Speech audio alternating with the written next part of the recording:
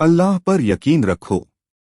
अस्सलामु अलैकुम मेरे मोहतरम अजीज दोस्तों, आज हम आपके सामने बयान करने जा रहे हैं अल्लाह पर यकीन करने की एक ऐसी कहानी जो न सिर्फ हमारा ईमान ताज़ा कर देंगी बल्कि हमें ऐसी रोशनी भी दिखाएगी कि अल्लाह पर कामिल यकीन किस तरह से इंसान को गरीब से अमीर और फकीर से बादशाह बना देता है। इंसान को हर वक्त अल्लाह से उम्मीद रखनी चाहिए। अगर आज बुरे दिन हैं तो कल अच्छे वक्त भी जरूर आएंगे। कहानी है अल्लाह पर यकीन रखो। लोग आते हैं, उन्हें अपनी बेटी के लिए अच्छा लड़का मिल जाएगा। उस शख्स ने सोचा कि ये बूढ़ा आदमी ये कैसी बातें कर रहा है जो कि हो ही नहीं सकता। उसके बाद उसने कहा, बाबा आप जाओ अपना काम करो। उसके बाद बादशाह ने अपनी अंगूठी निकाली और उस शख्स को देते हुए कहा कि मुझसे वादा करो कल तुम बादशाह गरमान के दरबार में मुझसे जरूर मिलोगे, और अगर तुम्हें अंदर आने से कोई रोके तो उसे ये अंगूठी दिखा देना, वो खुद तुम्हें मुझ तक पहुंचा देंगे। नौजवान बादशाह के दरबार में गया।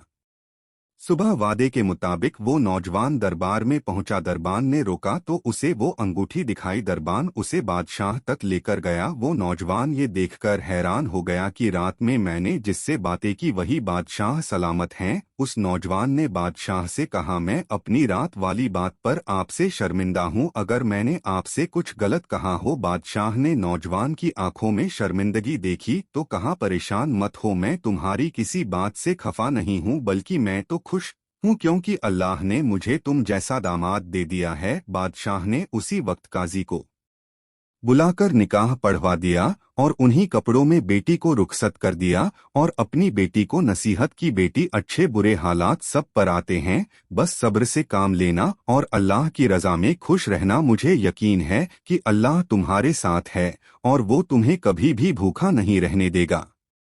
उसके बाद शहजादी ने आगे बढ़कर अपने शौहर को सलाम किया और मुबारकबाद दी और बोली कि अब मैं आपके घर रहूंगी, चाहे जैसे भी हालात हो, हर हाल में अल्लाह का शुक्र अदा करूंगी। वो नौजवान अपनी बीवी को लेकर अपने घर पहुंचा। उसने दरवाजा खोला और दुल्हन ने अपना एक पाँव अभी अंदर दाखिल ही की थी कि उसे घड़े पर पड़ा हुआ एक रोटी का एक टुकड़ा नजर आ गया। वो अपने शौहर से पूछी, ये क्या है? तो उस शख्स ने कहा कि ये रोटी है, रोजा रखने के लिए मैंने सुबह सेहरी के वक्त पकाया था। आधी रोटी सेहरी में खाई थी और आधी रोटी इफ्तार करने के लिए रख दिया हूँ। ये सुनकर शहजादी ने कहा कि तुम्हारा अल्लाह पर कामिल ईमान नहीं है, तुम्हारा ईमान कमजोर है।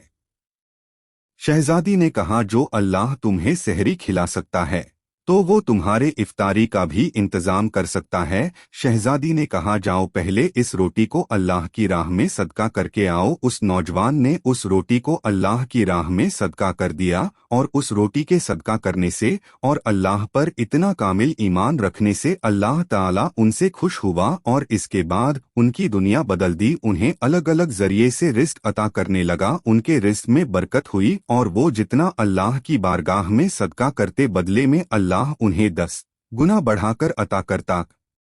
यूं कि अल्लाह पर उनका ईमान मजबूत था। वो जानते थे कि अल्लाह जिसे चाहे दौलत दे और जिसे चाहे इज्जत, जिसे चाहे जिंदगी और मौत दे।